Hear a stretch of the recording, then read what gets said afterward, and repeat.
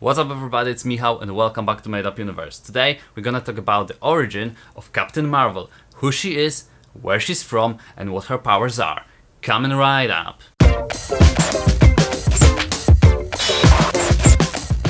Before we start, as always, please consider subscribing to my channel and hit that subscribe button. Also hit that bell notification button to stay up to date with all my videos. And if you enjoyed this video, leave a like and of course, share it with friends. In less than 2 months, we all gonna be heading to theaters to see Captain Marvel movie. I'm looking forward to this movie because it's about a hero I really wanted to be brought to the big screen. So let's dive right into the history of Captain Marvel. Well, we've got to start with Mar-vell himself because he is the original Captain Marvel, but this episode isn't really about him, it's about Carol Danvers. Created by Roy Thomas and Gene Colan, she first appeared in Marvel Superheroes, Captain Marvel number 13 in 1968. In this book, Carol Danvers is being introduced as a head of security in a missile base in Cape Canaveral. In this comic book, she meets Dr. Lawson, who is no other than Mar-vell himself. It is worth mentioning that in this book, Yon-rogg is introduced.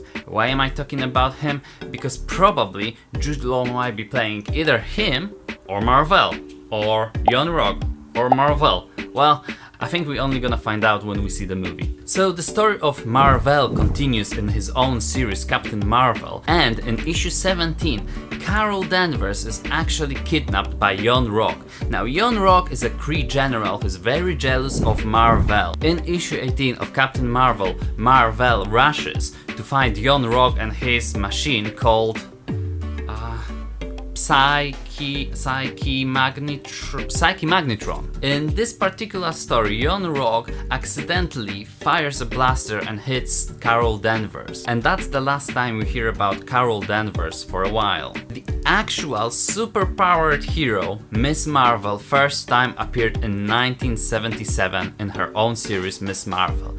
Now, before she became the actual Captain Marvel, she was called Miss Marvel and then she took the name of Captain Marvel, but we will get to that. In issue 2 of Miss Marvel, her story is retold again and slightly altered. This time it's Mar-vell who actually shields her from a big explosion of Psyche Magnetron, and then she absorbs, or her DNA merges with his DNA and he's the Kree superpower hero, and that's how she becomes Miss Marvel. Have I mentioned that her story has been changed multiple times over the years? In her own series Miss Marvel, she was editor of a magazine called Women, and it was published by no other than J. Jonah Jameson. But this is an old story. Today Captain Marvel is most known for being an accomplished pilot, serving in the military, being a spy, being an agent, working for NASA.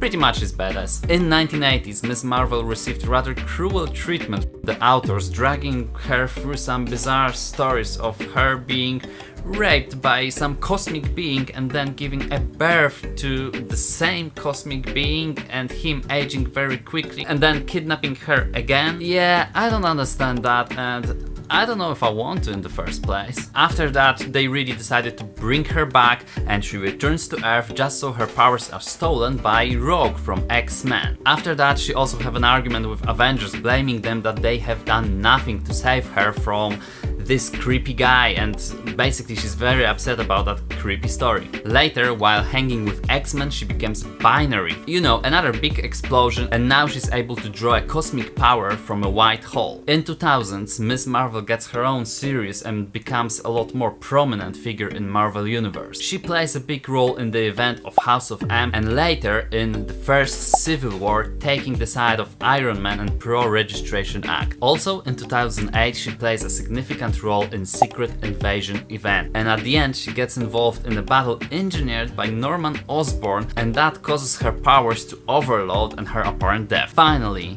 in 2012, Carol Danvers took the damn name. Carol Danvers became Captain Marvel. Now let's talk about her powers. Captain Marvel's got super strength, super endurance, super stamina, basically everything that's super. Also, she can fly and fire energy beams from her hands. She's got a version of spider sense and she can sense the danger.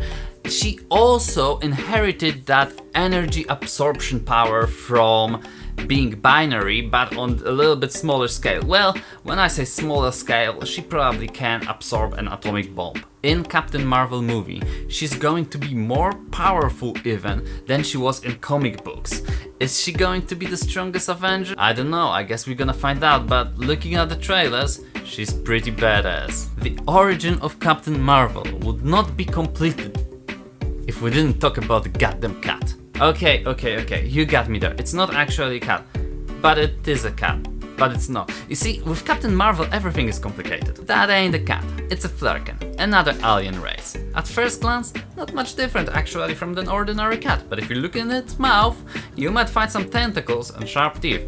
Have I mentioned pocket dimensions? In the comic books, the cat is called Chewie, obviously after Chewbacca, but in the movie it might have been a little bit confused, so they changed the name for Goose. And that's pretty much it for history of Captain Marvel. I hope you enjoyed this episode and I hope you actually learned something new about Captain Marvel. I also encourage you to grab actual comic books because there are some incredible stories about Captain Marvel, definitely worth reading. So the question for you today would be, what are your expectations for Captain Marvel movie? For me, I want to see one of my favorite heroes coming to the big screen, kicking ass, having amazing adventures and providing a lot to MCU, developing even farther. And I'm really looking forward more into these kind of cosmic adventures because they've always been a huge part of Marvel universe and they've always been very entertaining. I get the Avengers on Earth, this is also fun, all these superheroes, but the cosmic adventures, they've got some special vibe to it. I like it. And that's it for today, guys. Thanks for watching. As always, don't forget to subscribe,